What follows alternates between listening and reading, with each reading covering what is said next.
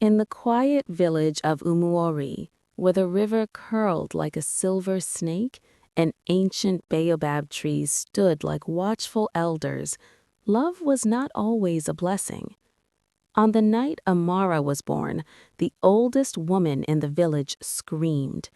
"The Red Moon has returned," she cried, pointing her trembling finger at the sky. That same night, in a hut across the river, Kelechi came into the world. Thunder rolled, dogs howled, and somewhere deep in the sacred forest, a drum beat once, twice, then fell silent. The elders said nothing, but their silence was heavy. Years passed, and Amara grew into a woman whose laughter could soften stone. Kelechi became a hunter whose bravery was whispered about in moonlit gatherings. They met by the river one evening when the Harmattan wind carried secrets through the reeds. From that day, they were inseparable. But when Kelechi brought palm wine to Amara's father, asking for her hand in marriage, the old man's cup fell from his hands and shattered. "No," he said, his voice shaking. "Not her, not from that bloodline." Kelechi frowned. "What bloodline?" Before the old man could answer, the village gong sounded, once, a call for the elders. That night, under the great baobab tree, the oldest elder spoke in a voice dry as fallen leaves. "Long ago," he began, "two brothers fought over love. One killed the other beneath a red moon. As the dying brother bled into the earth, he cursed their descendants. When love blooms again between our blood, the red moon will rise, and the village will taste sorrow."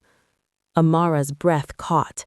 Kelechi's family descended from the killer, Amara's from the slain. Silence swallowed the gathering. "You must never wed," the elder finished. But love does not obey fear. They continued to meet in secret, yet strange things began to happen. The river that once sparkled turned dark at dusk, thick as oil. Goats vanished without tracks. At night, drums echoed from the sacred forest, though no drummer was ever found. Then Amara began to dream. In her sleep, she stood beneath a red moon. A shadowed figure whispered, "Blood will answer blood." She woke each time with her hands stained, though there was no wound. Kelechi too felt it. His hunting traps snapped before he touched them. His reflection in the river sometimes did not move when he did. Still, they refused to part. "We will break the curse," Kelechi said. "Our love is stronger than the dead." But the dead were listening. The night before their secret wedding, the sky turned the color of rust. The red moon rose. A violent wind tore through Umuorie. Roofs trembled. Children cried. The sacred forest roared like a living beast. Then the drums began. Not one, not two, hundreds. Villagers ran toward the baobab tree, where Amara stood frozen. Her eyes were not her own. "The curse demands balance," she whispered, in a voice layered with another. Kelechi pushed through the crowd. "Take me instead," he shouted to the dark sky. The wind stopped. The drums ceased. From the forest emerged a shadow shaped like a man, its edges flickering like smoke. "The blood of the killer must willingly return what was taken," it hissed. The truth struck the elders like lightning.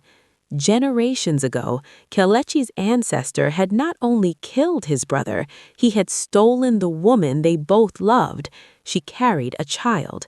That child was Amara's foremother. The curse was not just about murder, it was about stolen love. Kelechi stepped forward, his voice steady, though his hands trembled. "If my blood ends this, then let it end." Amara screamed, clutching his arm. "No!"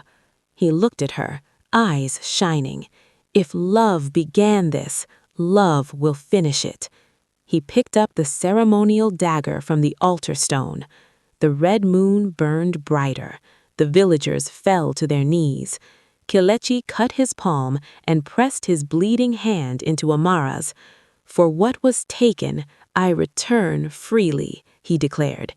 The shadow shrieked, the earth shook, the red moon flickered, once, twice, then shattered into pale silver light. A piercing cry echoed through the forest as the shadow dissolved into dust. The river cleared, the wind softened, and the drums fell silent forever.